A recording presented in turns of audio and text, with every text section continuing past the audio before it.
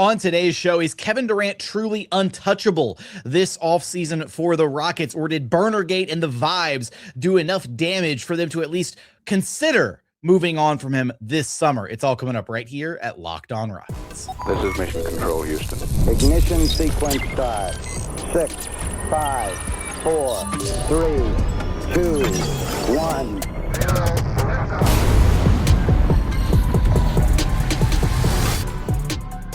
What's up, and welcome to another edition of Locked On Rockets, your daily podcast, home for everything Houston Rockets basketball. As always, I'm your host, Jackson Gatlin, native Houstonian and credentialed media member. On today's show, we're going to be spending a lot of time talking about Kevin Wayne Durant, his role in this Rockets season and his role in this Rockets team moving forward. Because frankly, this season was met with a lot of adversity, obviously with the injuries, but there was also some of the off-the-court drama, some of the vibes stuff surrounding KD that certainly had its effect, had its impacts on this past Rocket season.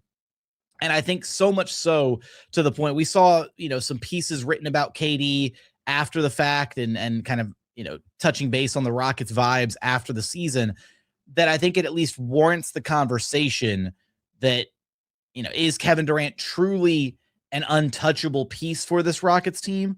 Or is that just something that has been leaked to the media that the Rockets have no issue, that they might turn around and completely go 180 the opposite direction a month from now, just like they did last summer when they talked about how important of a part of the team Jalen Green was and how he's part of some of their best lineups and all this stuff, and the future is very bright. And then a month later, they turn around and traded Jalen Green and Dillon Brooks for Kevin Durant. So there's historical precedent for this organization saying one thing and then turning around and doing another thing. And at least early on here in the offseason, there have been reports the Rockets, have leaked info to the media, whatever you want to call it, that Rafael Stone, Ime Udoka, and Kevin Durant are not going anywhere. That those three guys are safe, for lack of better terminology. I think we start with the KD Burnergate stuff, because clearly it had an impact on this team, and anybody trying to downplay the impact that it had throughout the season or in the immediate aftermath of the season is simply sticking their head in sand. Like, it was a big issue, and it was more or less swept under the rug by the Rockets. Now that's their choice on how they wanted to handle it, but there were multiple pieces that came out right after the season ended, right? Like right after the Lakers series was over. And, some people were calling these, here come the Kevin Durant hit pieces, what have you. But like, historically, where there is smoke, there is maybe a little bit of fire. It doesn't need to be some like raging, 5-alarm fire type situation, but the smoke could lead to like a smaller fire of some sort, right? One that you hope that they were able to successfully snuff out internally. But a couple of the pieces, right? The first one from Will Gilroy, who's started covering the Rockets more this season, coming over from covering the Pelicans for The Athletic, does fantastic work. He had a piece in which he wrote, several league sources with close ties to Rockets players indicated the social media situation was a significant distraction, one that was never truly resolved internally. So that's hit number one.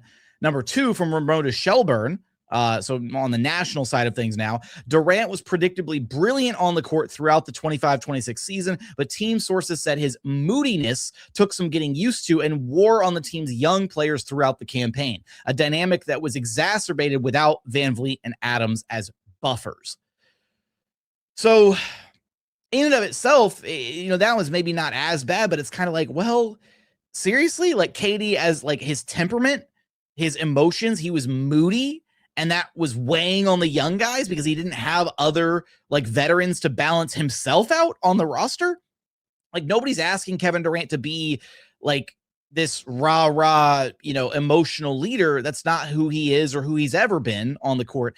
But by the same token, like, if you're the adult in the room, if you're the only vet in the room because Adams and Van Vliet are hurt and you can't contain your emotions, if you're having to jump on Twitter to DM with your Twitter group chat buddies and talk mess about your teammates, like that's a major issue, right?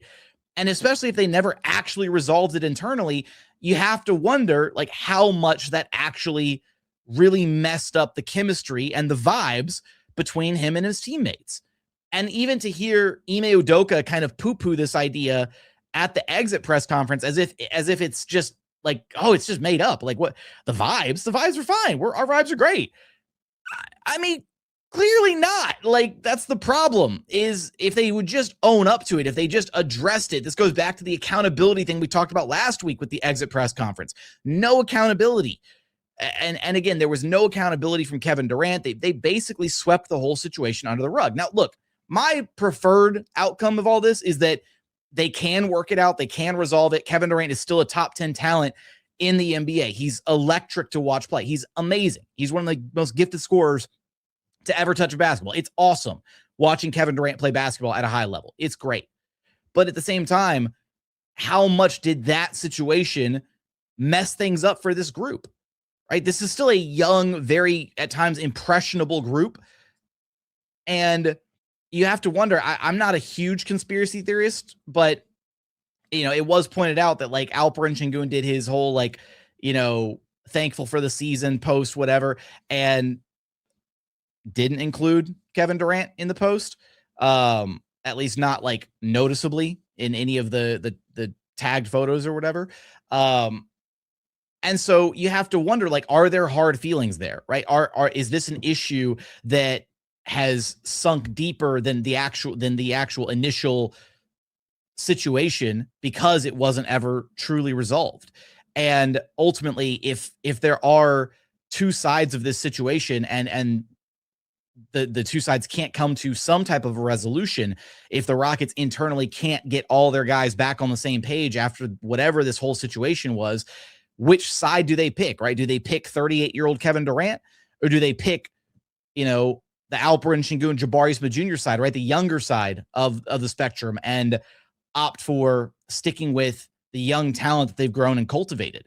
If it gets to that point. And honestly, I don't know. I don't know what direction they would choose or would go in, but I think the situation itself and the dynamics at play, and then you start to take a look at the state of the Western Conference, the state of this Rockets team, kind of where they're at with their collection of talent, and that maybe they tried to jump the gun a little early with contending with KD, then it might warrant a little bit of a soft reset, if you will, potentially this summer, if there are offers out there that make sense for Kevin Durant. We're going to explore a couple of those offers, as well as talking a little bit more about kind of this situation and how it could unravel for the Rockets this offseason. We're going to get there in just one moment.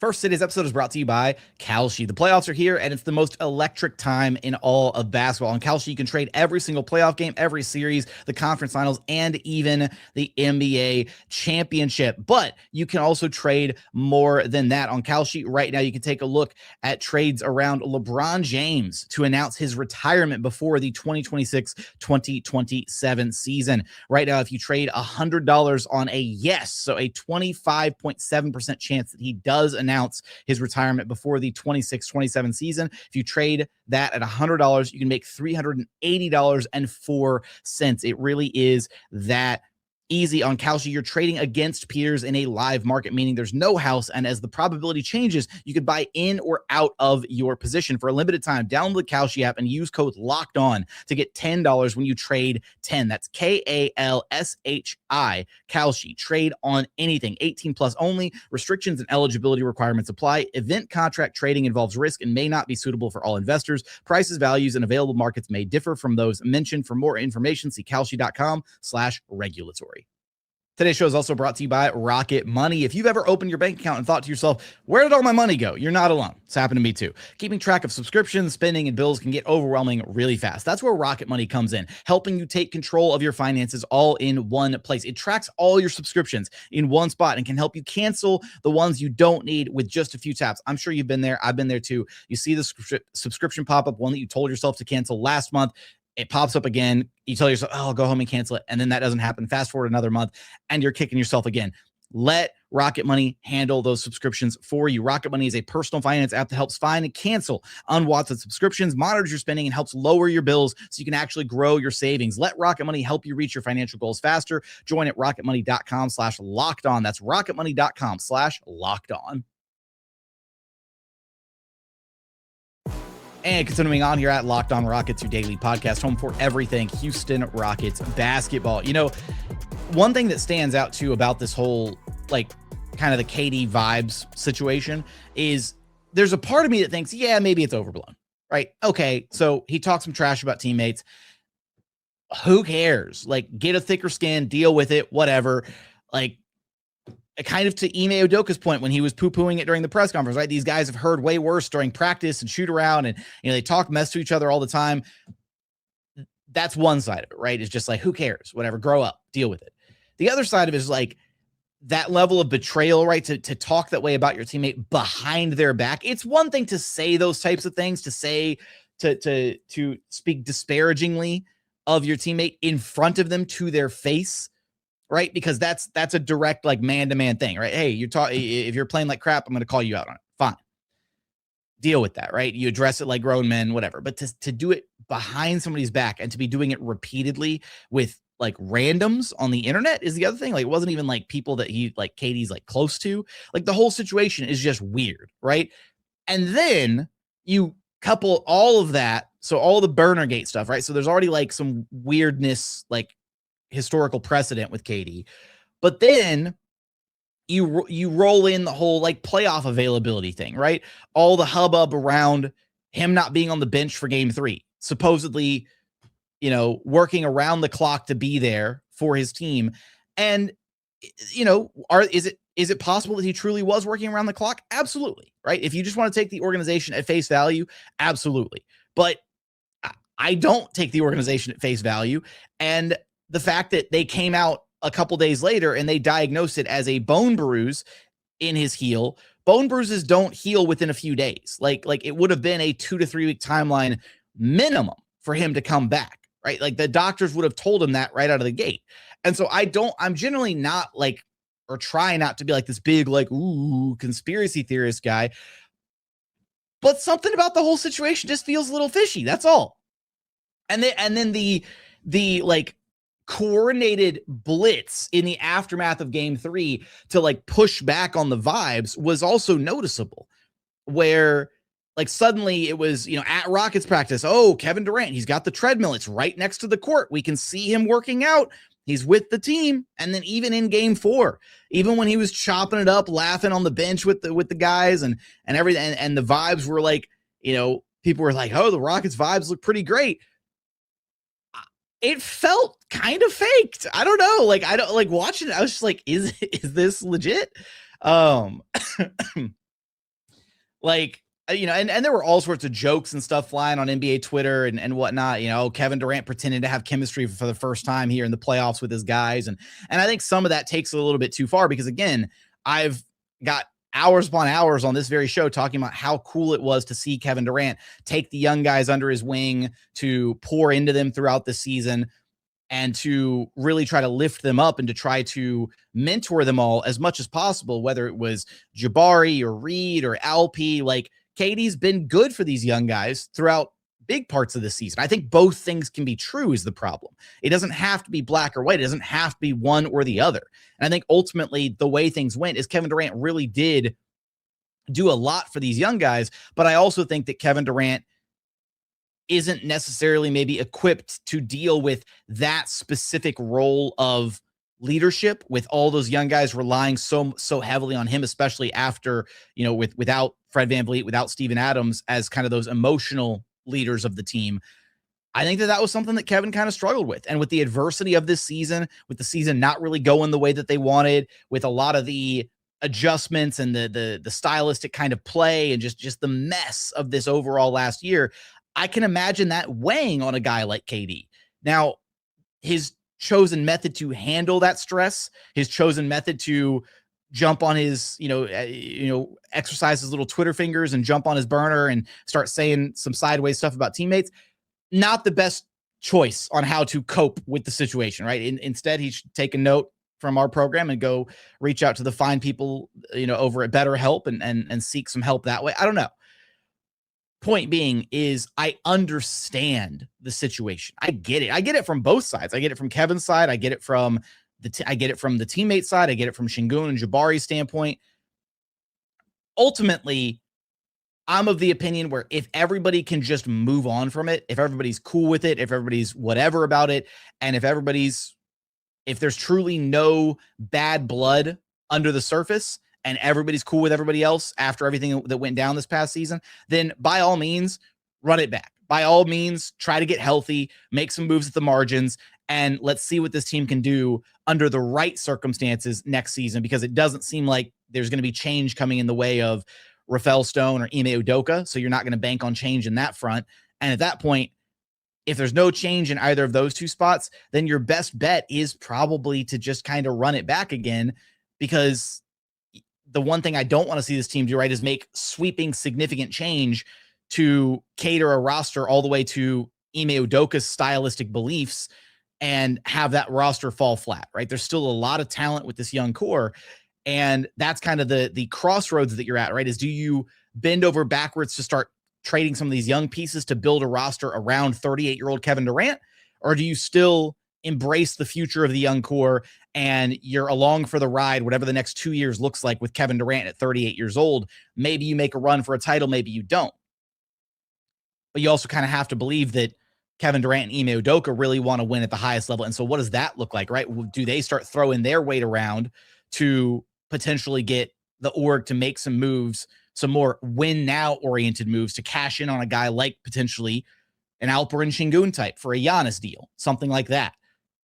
And that's obviously a set of rumors that has been prominent for a while now, that the Rockets have been heavily linked to Giannis, and we'll spend some time talking about that, rest assured, in a future episode. I also just, as one more aside on this whole, like the KD, the vibes, all of this stuff, I do find it funny that after Ime's answer in the press conference, Rafael Stone made it a point to follow up and basically be like, that's actually something I wanted to comment on. And he was like, all of you in this room, I haven't seen any of you in this room write anything like that about the vibes or whatever, because the people who are actually around this team and all this, except to my knowledge, Will Gilroy was there in that presser, and he wrote one of the pieces talking about the vibes not being right. So either Stone didn't see him, or my personal favorite is, if I had been able to be in attendance, I wonder if that comment still would have come out. I wonder if Rafael would have still felt the same desire to basically notate, hey, you guys aren't saying these bad things about the team. It's just it's the mean national media that are saying these mean things about us, but the local guys, you guys get it. And meanwhile, I'm like, well, I mean, there are local guys that are saying stuff about it. Maybe not the ones that are at every single practice, every single shoot around, every single game. But there are enough people commenting on the vibes situation with the Rockets that it's relevant, right? And again, where there is smoke, there is oftentimes fire. I remember thinking back to the end of the James Harden, Chris Paul era and thinking, man, there's no way that the Rockets can break these two up. There's no way that it's going to happen. They've got to run it back. They're going to figure it out. They're going to work out their differences. And there was a little bit of that smoke, a little bit of that, Chris Paul, James Harden, they're frustrated with each other, what have you. And it was just a little bit that offseason. And then it erupted into a full-blown 5-alarm fire, and the Rockets wound up trading Chris Paul for Russell Westbrook. And we all know how that went. So hopefully not a similar situation here. Hopefully something that is much more small potatoes by comparison, and something that they truly can address internally moving forward. But if they can't, if the Rockets are unable to address the situation moving forward, and should the front office take a look at some Kevin Durant deals, what would those potentially look like for the Rockets? Got a couple hypotheticals teed up for you here in just one moment. the sugar. That's why the Fruity Rainbow 5-Hour Energy Shot brings that nostalgic flavor back in a whole new way. Fruity Rainbow 5-Hour Energy Shots treat your taste buds to an explosion of fruity flavor with a tasty caffeine kick. It's a quick, easy way to satisfy that sweet craving while keeping things simple and on the go. And look, zero sugar treat, right? So you get that sweet treat without the guilt of all the sugar that's usually associated with it. It's a go-to, right? When you want a little energy pick-me-up throughout the day, maybe you're just trying to power through your workday, or you've got a bunch of errands to run, or you've got a late night out on town ahead of you. Get candy-flavored chaos with Fruity Rainbow 5-Hour Energy Shots, available online at 5hourenergy.com or on Amazon. Today's show is also brought to you by Wayfair. Your outdoor space should feel like you. It's one of those spots you keep meaning to fix up, but never quite get around to it. That's where Wayfair comes in. It makes it so easy to find pieces that really match the vibe that you want. Now, I don't have an outdoor space in my apartment to refurbish, but I did recently redo my living room interior, and I had to get myself a new TV console. R/TV too high got me on Reddit. I had to lower my console, but I got a piece from Wayfair delivered, just hassle-free delivery straight to my doorstep, easy to assemble, and it really tied the entire space together. Now my space actually feels put together, somewhere that I want to sit, hang out, relax, and spend time. So get prepped for patio season this year for way less. Head to wayfair.com to shop all things home. That's WAYFAIR.com. Wayfair, every style, every home. And final segment here at Locked On Rockets, your daily podcast, home for everything Houston Rockets basketball. Get Locked On Rockets. Get this show ad-free with our Everydayer Club, plus access to our members-only Discord. You can chat with other Rockets fans. Click the link in the episode description to learn more. Now, let's operate under the hypothetical that the Rockets do decide to entertain moving on from Kevin Durant this offseason. What are you looking for in a potential Kevin Durant return? First off, you're probably not going to get as much back for KD as what you sent out for him. Maybe you get somewhere in an equivalent range, but there's going to be some give and some take, right? And I think ultimately you have to look at this team and truly decide, right, on paper, if this team were to, this team has three very clearly distinct pathways forward, right? There's the run it back pathway. There's the go all in with some star trade to pair a Giannis or a Kawhi or somebody with Kevin Durant. And then there's the soft reset route. Pardon me. And all three pathways have, oh goodness, sorry. All three pathways have some merit to them. All three pathways make sense in some way or another. And the one that we're kind of talking about here in this hypothetical would be the soft reset route. The Rockets, they effectively are doing a different version of the Warriors, two timelines approach, only they're more in the younger timeline, and then bringing Kevin Durant over kind of added an older timeline to the mix, whereas the Warriors were in their established older timeline, and they were trying to lay the tracks on the younger timeline when they drafted James Wiseman and started focusing on all the young guys and trying to focus on life after Steph Curry and Draymond Green, which was ultimately a mistake, because had they used some of those assets to bolster the roster that they had, hell, maybe the Warriors have even one more title than they currently do, right? They still managed to come back and win one more title in the 20s. But maybe they could have had more than that, right? Because they mismanaged that situation. So how do the Rockets not mismanage this two timeline situation with Kevin Durant? If you're entertaining the idea of moving on from KD, you're doing the soft reset route. That's pretty much it, right? If you move on from KD, even if you still bring back Fred VanVleet and Steven Adams next season as your veterans, and you bank on, another year of continued growth from the young guys, whatever you want to call it, then yeah, I think that ultimately, you're looking at kicking the can a couple years down the road and trying to figure out, okay, are we building around Sengun? Are we building around Amen Thompson? Those two guys, can they coexist? You're basically just deciding, hey, we want more time to gather some data, which is not the worst thing in the world. I think it's higher on my priority list for this team than opting to just blow everything up and mortgage off a bunch of the young pieces for some little 1 to 2 year window to contend with 38-year-old Kevin Durant. That's my least favorite potential option for this Rockets team. It's also still an option on the table this offseason. Two teams that come to mind when you think of, okay, who could the potential suitors in a Kevin Durant trade be, right? And there's probably more of them out there. And it's funny because these are a couple of the suitors that actually exist as part of a all-in trade to pair somebody with Kevin Durant. And it works going both ways. And it's the Clippers and it's the Bucks, because you could see versions where the Clippers decide to double or triple down on Kawhi Leonard and their current core, and they want to pair another star with Kawhi. So why not Kawhi Leonard and Kevin Durant, right? And what would a deal look like there? Or conversely, why not, if you're the Bucks, try to pair Kevin Durant with Giannis in Milwaukee, right?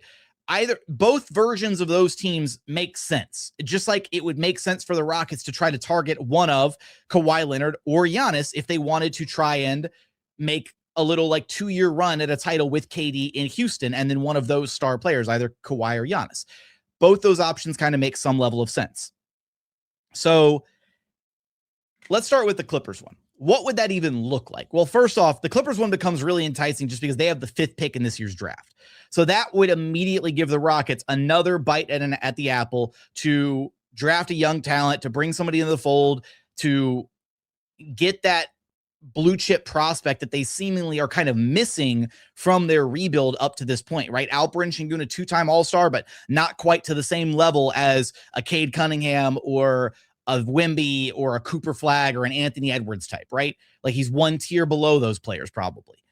So can you get a chance at one of those guys? Can you get the Clippers to give up the 5th overall pick and some more for effectively a 2-year rental of Kevin Durant to pair with Kawhi Leonard? What would that even cost? Like monetarily, you start looking at the Clippers roster, some of the salaries for next season. A lot of these guys between it's Kawhi making 50 and then Darius Garland making 42. And then their next biggest contract on the roster is Bogdanovich making 16 mil. So it becomes really hard to look at how you would cobble together enough money in a return trade to get your hands on Kevin Durant. First off, even shoot, where am I looking at? Where is Cap holds here? There we go. I guess, you know what? An interesting proposition would be a Benedict Mathurin sign and trade potentially. He's a restricted free agent this season. Put Benedict Mathurin in RFA, have him sign a deal, combine it with one more guy on the Clippers roster, maybe Derrick Jones Jr. or something like that, right? Young, athletic forward, matches the youth of the Well, I say young. Derrick Jones is 29, but younger than the rest of the Clippers roster. So something like, Benedict Mathurin, the 5th pick, and Derrick Jones Jr. for Kevin Durant, right? Rockets suddenly they get a whole hell of a lot younger. They add another piece in Benedict Mathurin. Now, you might have to overpay a little bit to keep Benedict Mathurin, depending on what his RFA offers look like as far as a sign and trade are concerned. So how much would you be, how comfortable would you be paying Benedict Mathurin $20 million a year or $25 a year? Like, what's your upper limit on paying a player like that, right? Because then that impacts who you look at in a potential trade, right? If you're paying Benedict Mathurin $25 million a year, then you can probably cobble together the rest of the trade with Derrick Jones Jr. and something else, Isaiah Jackson maybe, to make the money work, because you got to get up to $45 million for KD. That's at least one iteration, right? One option there. Now, the other option, the Bucks option, potentially, and again, there's more options past this. These are just a couple of the preliminary options, a couple of the teams that on the surface make sense as potential KD destinations, if that's something that the Rockets look to entertain this offseason. The other option being Milwaukee, not quite as enticing. They have the 10th pick in this year's draft. Could still do some damage with the 10th pick, but ultimately, that's the exact same pick that the Rockets traded last year to get their hands on KD. So it'd be weirdly poetic if they did that. But then you start to look at, okay, so Milwaukee, you start with the 10th pick, right? Start negotiations around there. And then what do you actually look at as far as the actual salaries on the roster, right? What players are you looking at potentially getting back in a return deal? And then that's where I think you start looking at a guy like, first off, Miles Turner, weirdly enough, as like kind of the centerpiece on a Kevin Durant deal. I think that Miles presents a really interesting option there because he gives you a 5-out, like a stretch 5 piece. We obviously saw just how effective the double big lineup was with Alperen Sengun last season. The Rockets went away from it somewhat this year, right? And then obviously no Steven Adams. They went completely away from it. But it does make me wonder, what does a version of the Rockets look like where they kind of lean further into that identity, right? Move Sengun to the 4, put Miles Turner at the 5, you have 5 out spacing, or even getting back Miles Turner to further complement guys like Sengun and Amen Thompson, right? You have better spacing on the floor if you put a truly knockdown shooter around those two guys. So then you have a starting lineup where, conceivably something like Fred VanVleet, Amen Thompson, Jabari Smith Jr., Alperen Sengun, and Miles Turner, right? You also look at a guy like Bobby Portis who preserves some of that floor spacing.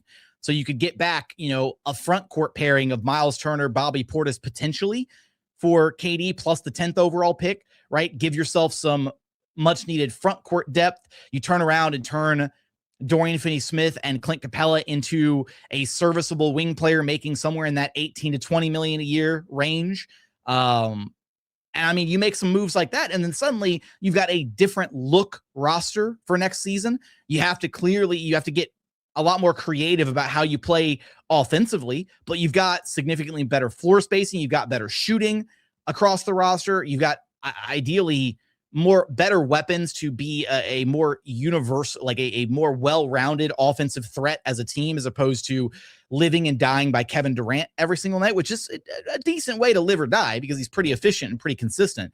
But that's one potential route, although it doesn't feel as much of a soft reset as the Clippers route because you're not getting as good of a pick. The players you're getting back are early 30s. So you're still kind of in that, like, not contention window, but you're still like angling towards being as competitive as possible. So I'm not as in favor of the Bucks package, not nearly as in favor. If the Rockets were going to hit a hard reset with KD, you would want something back along the lines of like the Clippers package. That's the one thing you'd probably feel decent about moving forward, because then you get a young prospect like Mathurin, or, a proven player, a proven young player like Mathurin, finals tested, that kind of stuff. You get the number 5 overall pick. Maybe you bring home Kingston Fleming from University of Houston. I think I said that right. I have not paid any attention to college ball this season. I don't know. There's options there if you go with that route. But I'm curious your thoughts, right? Do you want to see the Rockets hold on to Kevin Durant? Do you want to see him in Houston this next season? Or would you rather see the Rockets, after everything that happened this year, do you want to see them cut ties with KD? Do you want to see them move on from him this offseason? What are your thoughts and opinions? Because I can see both options, and I can see arguments both for and against moving on from KD. So I'm very curious your thoughts. I think I'm in the camp of I'd rather just have the Rockets keep him, assuming everything in-house is okay, assuming that there's no bad blood on either side of the aisle, that everybody's cool and happy with each other. I'm of the opinion keeping KD is probably the right move, but give me your thoughts in the YouTube comments. As always, thanks so much for checking out the show. Remember, the best way to help us grow the show is to listen every single day. Even if you're watching on YouTube, make sure you download it on the podcast side too. It helps us out a ton, I promise. But thank you so much for watching. Thank you so much for listening. We look forward to having you back right here at Locked On Rockets, your daily podcast home for everything Houston Rockets basketball.